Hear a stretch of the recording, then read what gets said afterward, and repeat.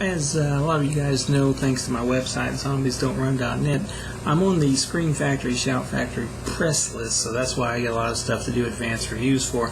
I got this screener here, which is just the, like a check disc, so to speak, of their new film Fender Bender, which premiered June the 3rd, so I'm late, June the 3rd at 9 p.m. on Chiller.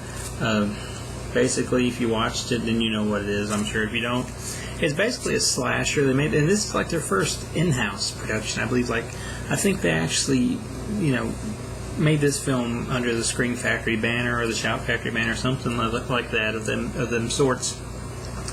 And on one hand, I kind of like it because it's a slasher. I mean, I don't really kind of like it. I'll get more onto that as we go along, but I kind of respect it because it's a slasher. And it seemed like they really wanted to kind of bring back some old school slasher stuff, which I do appreciate. But on the other hand, I don't know. The movie seemed a little bit too typical, and it seemed to kind of do what you expected it to do from start to finish.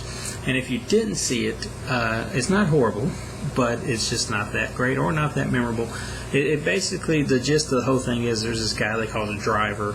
He drives a pretty creepy car, sort of maybe death-proof-ish, maybe in some ways. It's just a black car, and I stuck on models and types, so I can't tell you what type it is, but it's kind of an intimidating car, and he drives it. He's just called the driver in the credits, and basically what he does is he rear ends people. He gets in fender benders just so he can get their personal information and go back and kill them later. We see him do this right at the start before the opening credits, and then we're kind of introduced to our leading lady, who is a good leading lady. I don't know the actress's name, but she was good for the role. But they really went out of their way to really try to make you like her.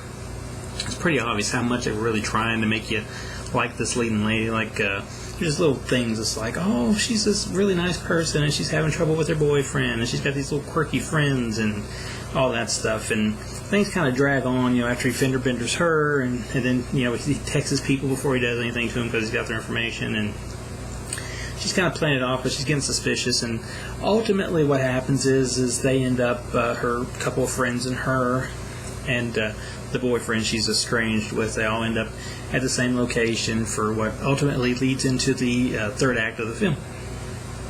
So, all that being said, it's okay. There's some pretty good gore moments here and there. The killer is kind of cool. I like the killer. He has like a black, I don't know if it's a bondage mask, kind of like the Gimp from Pulp Fiction in some ways, but it's a little bit different. He wears leather, and I said it's kind of cool, and he's a bit intimidating when he's in his get-up, although knowing who he is in advance kind of kills that a little bit.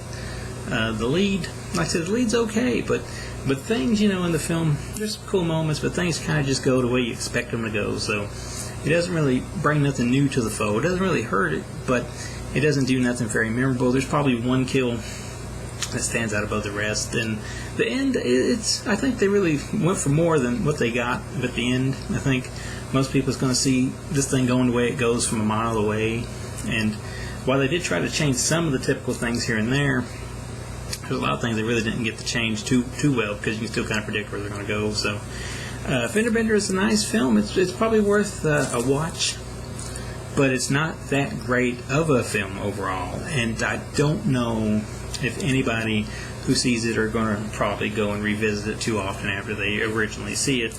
Although if you do like slashers, and I like slashers, it's worth the once over, but just don't expect too much from it, because it never does quite get over the hill to be something special. It kind of just stays down in the middle with your typical stuff.